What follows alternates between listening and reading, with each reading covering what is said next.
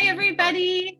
Happy Friday. It's Memorial Day weekend. Wow, I've got a special tasting partner in crime today. Stefan, thanks for joining. Hey, Mary. Hey, community. So happy to be here. This is awesome, you guys. I'm Mari Coyle, in case you're watching for the first time, winemaker here at ONEHOPE, and I've got a very special guest, our rock star Chief Operations Officer, Stefan Luzzi. Drums. Yes, we have a big drum roll. Stefan is not only the most amazing operations officer, winemaker, engineering brain behind the operations of ONEHOPE, but he's also really fun to talk about wine with because he is from France. Stefan, tell me a little bit about where you're from. I was born in Paris, but like the majority of people who were born in Paris, their family is not really from Paris. So my family is from Lyon in the Côte d'Or area. And as many people did in France around right after World War II, my grandparents moved up to Paris, and that's where I was born. But when I was 5 years old, my parents moved back to Lyon, and that's where I grew up. So I did grow up where my origins are from. Oh my gosh, I love that. I'm dying to go trailblazing through France one of these days with you, searching for our next international wines. That's on my bucket list. Just gotta check that off after all of this. But what's really fun, I think, about today is that I met you in Napa Valley about 5 years ago when we were working together. And we are tasting a couple Napa Valley wines today. And I've got the Carneros Chardonnay in my glass, and it is tasting really, really delicious on this Friday afternoon.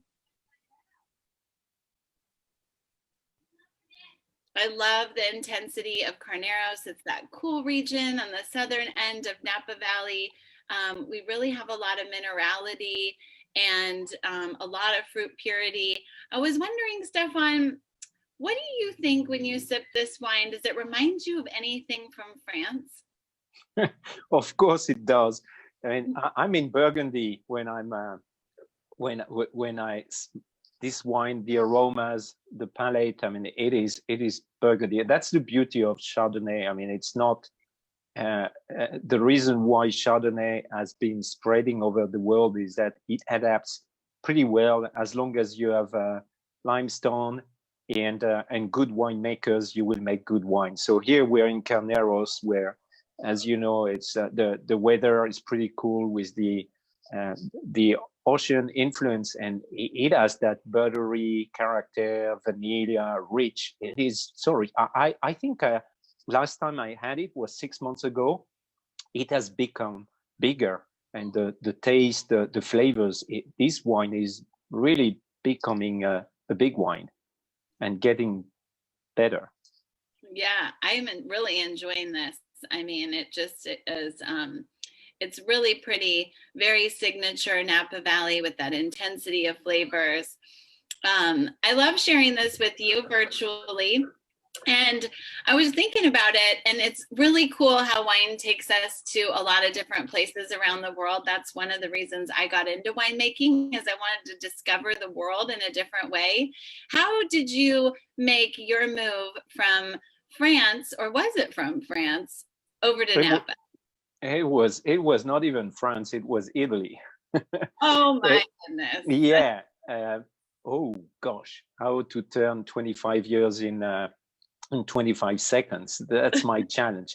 We'll give you a few minutes, not seconds. Yeah, it's fun.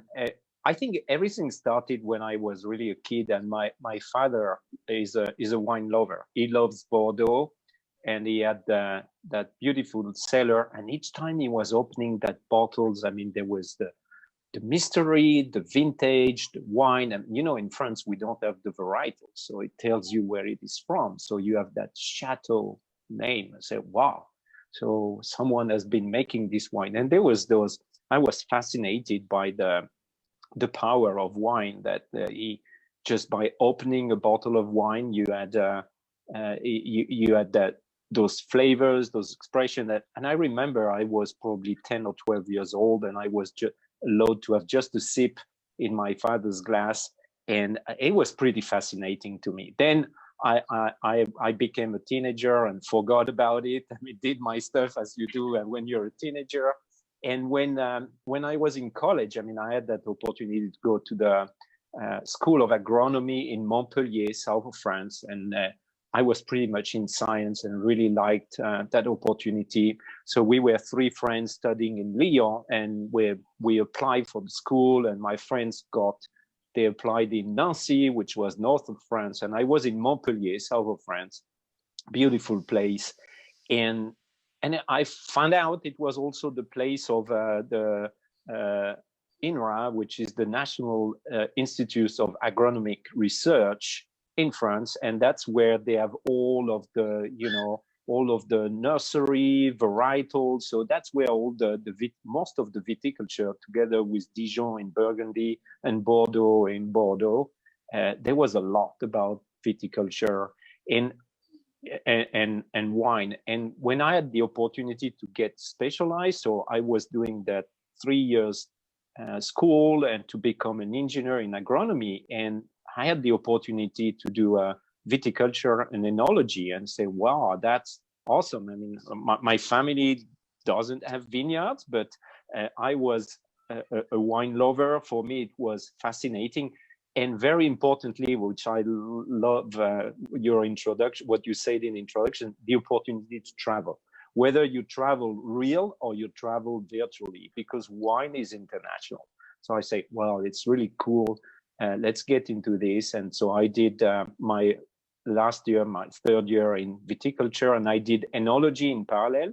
So I finished the School of Montpellier being an engineer in agronomy and an enologist. And I say, well, now the world is mine. And my goal was really to travel. So I started to work actually in Burgundy for a very nice company doing wines from the Beaujolais and Burgundy area. There was a lot of history that was so cool, and that company grew and gave me the opportunity. That company was Diageo, so it became a big thing, and they gave me the opportunity to go in Italy.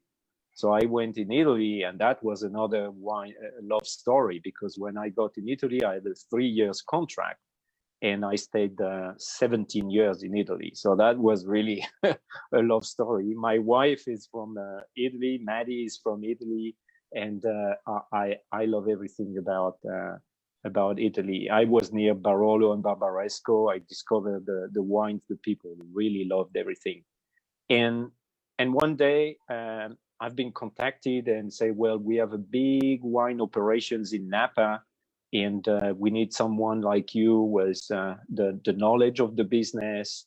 And do you want to go to Napa? And that was just a good time for me, and say, yeah. And Maddie and I, we landed in San Francisco in March 2014. And the day after we landed, we were at Sterling Vineyard, which is where you applied and where we met for the first time. Yes. Yes. Oh, that's so cool. I love stories like that. I know thinking about your time in Italy reminds me of going there, and I loved that region too, up in the north of Italy. It's so beautiful. It's so fun to just explore and how other cultures enjoy wine and the different wines and flavors. I always find that a wine tastes sort of extra special when you're tasting it in the place where it's made. There's just sort of nothing like that. But it's also fun when we're tasting Napa together to think about some of those memories and being in Napa. And after you lived in Napa for several years, it's kind of fun to go back and taste Napa, isn't it? It is. It is. And Napa, being in charge of, and you remember, we had I think we had 500 acres in Napa Valley, so it was big. We had all of those vineyards, 4 wineries, and so much. I mean, Beaulieu vineyards, Sterling, Acacia, Provenance. I mean, these were very nice, and the team was just awesome. So for me, it was not only the business opportunity, but it was also a fantastic learning opportunity. I learned so much being in Napa. Yeah. Americans the Californians always say that they learn a lot from Europe in terms of winemaking. But I have to say that being myself French European, I learn a lot being in Napa. Yeah, there's so much to learn here. There's so many different small microclimates, and there's actually some fairly large vineyards up in the mountains. And, there's a little nook and cranny just about on every road and turn that you take. And there's a lot of history, and the soil types are so fascinating. And along with the community that, many of them have been here for years, and lots of people that have come from around the world to make wine. Yeah, that's really so cool. much. Well, I was thinking about food a little bit before we move on to the red blend, and I was wondering if you had a favorite restaurant or a restaurant that you have a great memory of in Napa that you might be able to share. Because in Napa now, they're starting to open up the restaurants again, and of course, food is such a big part of the Napa Valley. Yeah. And there are a couple, and there is a bias to my preferences, because when you're in Napa, you so far from Italy and France, and when we came here, we said, "Oh, the family and the friends are going to come. California, it's going to be cool." That did not happen. It's far, it takes time. You need a couple of weeks minimum to come here and visit. It's expensive. So we didn't have that many visitors. So we were big fans of retrieving France and Italy through the restaurants, because when you're going in the French and Italian restaurants, so you've got that connection. So in Napa, we were big fans of Bottega in Yountville. So that was the cuisine there, the Michael Chiarello, if I pronounce it to if I pronounce it to with an Italian pronunciations. I mean, Michael was going in Italy every year, visiting his family and the women from his family, because the Italian cuisine, the chef in Italy are mostly women. So if you take all of those recipes, the pasta, everything, it's a lot about the tradition. Maybe less inventive, less creative, but there is a lot of tradition. So Michael Chiarello every year is going in Italy to visit his grandmas, his aunts, I mean, the cousins, larger family, and he's resourcing himself, to the true trends, the true roots of the Italian cuisine. So Bodega was definitely a very nice place. And then we had a couple of others, of course. Bouchon, very nice, from Thomas Keller in Yountville. The French Laundry, I've never been able to get there. I went there only once, and it was thanks to Jake, who had the connection. Of course, Jake had the connection. I felt I'm the French guy. I'm going to introduce myself. I'm French. I would like to have a dinner and at French Laundry, and they say, "Well, sorry, we've got a 1-year waiting list." Oh my God! And Jake managed to. So we went there for Maddie's birthday. I think it was 3 years ago, and it's very nice, a very nice place. Of course, one of my favorite place. I mean, if you want to have the most beautiful sunset, go to the Auberge du Soleil in Rutherford, which is right in front of where we are.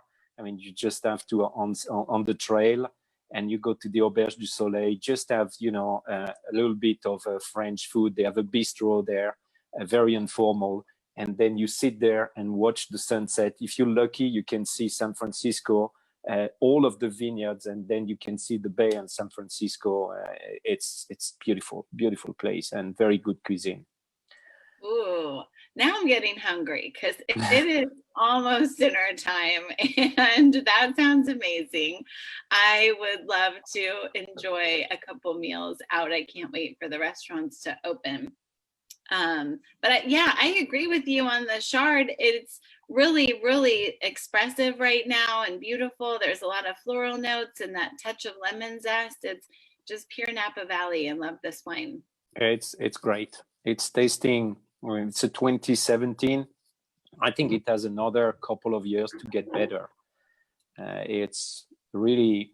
I remember when we bottled it, it was really nice but subtle, and now those flavors, the intensity is just growing and growing. Each time I open a bottle, it's better. Yeah. Yeah, I love that about Carneros. I think it's that acidity that really holds the wine together and allows it to age for a while keeping a lot of its freshness. I was just going to open this Napa Valley Red Blend. Weiss, I finished my glass of Chardonnay. And I know that when we were talking about tasting together, you mentioned that Napa Valley Red Blend was one of your favorites. And I thought, you know, this is cool because we do have a lot of red blends in California. Of course, our Vintner collection has the best red wine of California, best red blend in California. It was voted that anyway, so I believe it. And we've got our Napa Valley Red Blend, which has just that intensity from Napa Valley.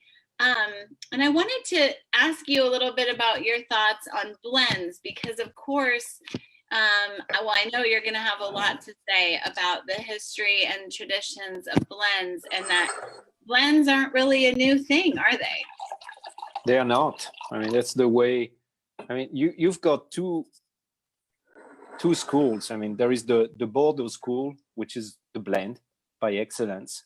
So those guys were very smart, and they say, well, rather than looking at Merlot or Cab, what they figured out is what is the best possible wine. And they figured out that if you were putting 70% roughly of Cabernet Sauvignon with 30% of Merlot, you had the best Saint-Estèphe.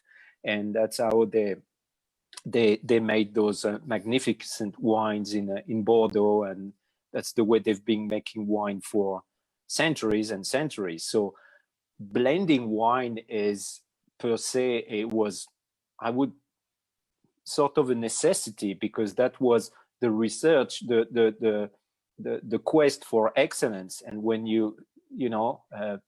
human beings, they are creative and they like to experiment. And experimenting, they found out that when they were blending those wines, I mean, the outcome was better than the Cab on its own or the Merlot on its own. So the blend is kind of exalting the characteristic, the quality of a wine, and that's what I like in the red blend, because it has the body of the Cabernet. You have to remind me what is in that red blend. Do we have some Syrah in the blend, Marie? Yeah, we do. We have some Syrah in the blend. I was just getting out my handy dandy tasting notes, because here we are. The old school tasting note binders that we had in college. And I like to reference that because every year the blends are a little bit different, because the vintage is a little bit different. Yeah. And that's what's so cool about a red blend is you can make one style of wine consistently every year. A lot of people call it the winemaker's signature wine. Yeah, because otherwise it's the varietal, and you will have what the Cab gives you, and Cab is the king. So okay, you've got the most magnificent wines, very intense, but the red blend, well, all of a sudden here you put a little bit of Syrah together with Cab, which actually is one of the best combination I can talk about. I mean, when you put Cab and Syrah together, they are different varietals, very different varietals, but the combination is kind of magic. It's giving something which is just outstanding, because you've got the body of the Cab and you've got the fruit and the maturity of the Syrah, and it's just magnificent. That's what I like in this wine. I love that too, because we have a little bit of Syrah, we have a little bit of Petit Verdot. There's a few little ingredients in here, and I wanted to give you the exact percentages because I know our community loves. In fact, I'm sure there's one of our cause entrepreneurs who's like rattling it off the top of their head right now. But it's such a great wine, and it's so much fun to think about, because red blends, like America went through that time period where, oh, it's the fighting varietals and it has to be Cabernet or it has to be Merlot, and then all of a sudden there was like a resurrection of the red blend, which all the time was performing in France and in the old world region. Yeah. I mean, if we're talking about blends, I mean, Cabernet doesn't exist in the Côte d'Ivoire, but when you're in Châteauneuf-du-Pape, you know that the Châteauneuf-du-Pape red, the way they make it is that it's made of 13 varietals. And I'm not sure I remember the name of those 13 varietals, but the way you make Châteauneuf-du-Pape, it's 13 varietals. So that's unbelievable. And the deal, and it's, to your point, it's a winemaker signature, because you have all of those barrels and then you've got to blend it so that the blend is better than each single component. That's the challenge. And you know what I'm talking about, Mari. And that's the beauty of being a winemaker. It is. It's so fun. Well, I found here in my notes, you know, these are my handy dandy notes. They're kind of messy and sometimes they're covered in wine. But when we made this blend, I've got my notes when this was bottled, and it's 83% Cabernet, 8% Merlot, 6% Petit Syrah, 1.8% Zinfandel, and 1.5% Petit Verdot. So it's got a lot of really cool ingredients in here that make it complex and juicy and rich, and really, really enjoyable. In fact, this weekend, I am going to enjoy this by the grill, because it's Memorial Day weekend. It's time to get the grill out. Do you like grilling, Stefan? Yes, I do. I do like it. Although our cuisine is a little bit more European cuisine, but so there are those sauces and it's a little bit different. But for lunch, I do love my barbecue. Oh yeah, I know, it's fun, right? Well, this is a great wine by the grill, and in our reserve collection, both of these wines are Carneros Chardonnay and our Napa Valley Red Blend. We've got our wines here, both giving back to important causes that we love at ONEHOPE, which is an amazing connection that Stefan and I have. We're winemakers that love to give back and make an impact. And we actually have so many similarities, Stefan. We just grew up on the other side of the planet and somehow met in Napa, and now get to make an impact here at ONEHOPE. And it's so much fun always to taste with you. Yeah, it was meant to be. It's awesome. So what are you going to eat with that wine? Is it going to be just meat on the barbecue, on the grill, or something else?